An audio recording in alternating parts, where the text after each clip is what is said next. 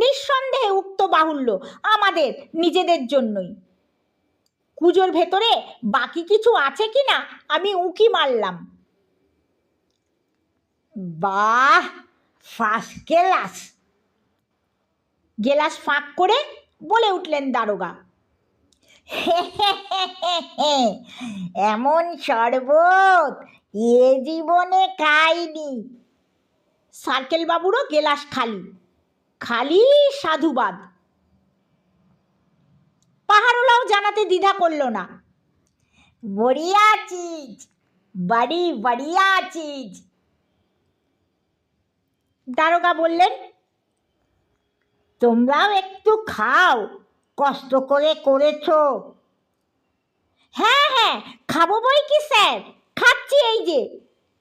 আমি তার সম্মতিতে সায় দিতে দেরি করি না।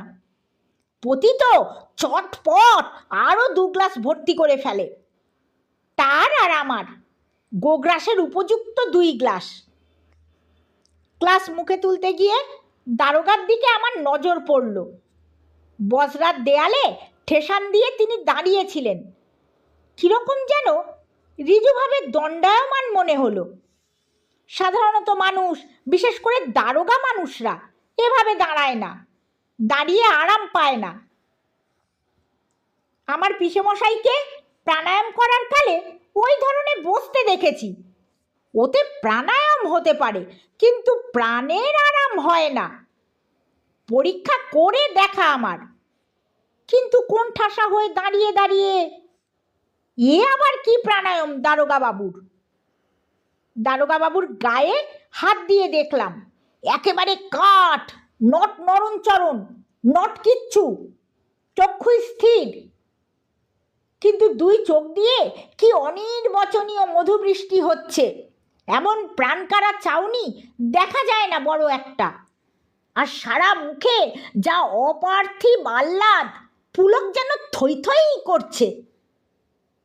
সার্কেল বাবুর দিকে তাকালাম, তারও তদ্গত ভাব, তথৈবচ অবস্থা।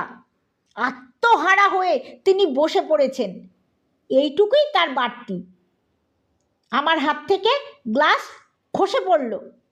পতিত মুখে তুলতে যাচ্ছিল, ঘুষি মেরে তার গ্লাসটা আমি খসিয়ে দিলাম। কি সর্বনাশ! আমি আর্তনাদ করে উঠেছি।